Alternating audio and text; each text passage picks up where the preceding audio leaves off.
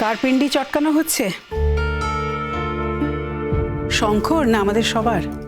না না না মা, আমরা এমনি কথা বলছিলাম। শ্রমণা, অত থতমতো খাওয়ার তো কিছু নেই। বড়দি, এই বাড়িতে তো সবাই যে যার নিজের কথা বলতে পারে, আমরাও সেই রকমই কথা বলছিলাম। এতে তো কোনো অন্যায় নেই বড়দি, তাই না? এই বাড়িতে দাঁড়িয়ে এই বাড়ির লোকের বিরুদ্ধে কথা বলবি আর আমি সেগুলো মেনে নেব? তুই আমাকে কি ভেবেছিস রে ছোট? মানা বা না মানা তোমাদের ব্যাপার বড়দি, তোমরা নাই মানতে পারো। তা বলে এই পরিস্থিতিতে চুপ করে থাকবো সেটা তো হতে পারে না। কি পরিস্থিতি? পরিস্থিতিটা কি? ও নিজের ইচ্ছে এসেছে আর নিজের ইচ্ছেতে চলে গেছে। শঙ্কর কোনো দোষ নেই তো এখানে?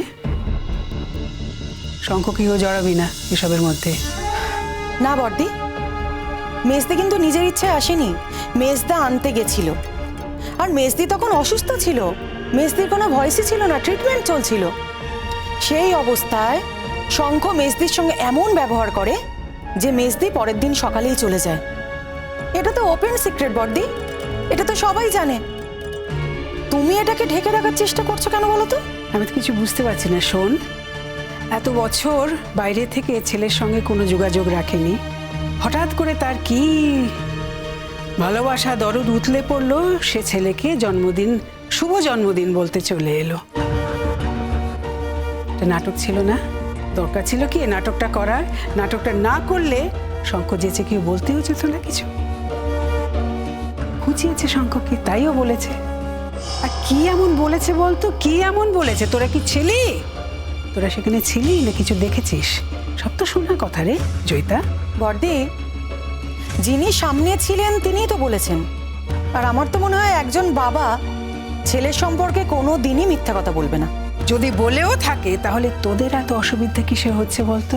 আমার অসুবিধা হচ্ছে বড়দি, সত্যি বলছি, আমার খুব অসুবিধা হচ্ছে জানো তো। কারণ আমার গায়ের পুরো চামড়াটা না এখনো গন্ডারের চামড়া হয়ে যায়নি। তাই ছোট বড়দি, তুমি আমাকে ধমকাচ্ছ কেন বলো তো? আমি তো স্বীকার করছি যে আমার খারাপ লেগেছে। আর আমার খারাপ লাগাটা আমি তো তোমার কাছে প্রকাশ করতে যাইনি বড়দি। আমার খারাপ লাগাটা যেমন আমি তোমার কাছে প্রকাশ করতে যাইনি, তেমন আমার খারাপ লাগাটা তো আমি বন্ধ করে দিতেও পারবো না। কারণ এটা বাইরে থেকে জোর করে বন্ধ করে দেওয়া কিন্তু যায় না।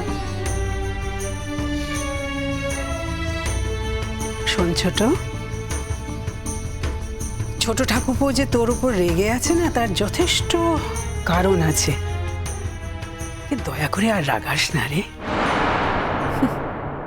বড়দি, তোমার ছোট ঠাকুরপো তো বরাবরই আমার ওপর রেগেই থাকে। এটা তো এই বাড়ির ছেলেদের ধরন।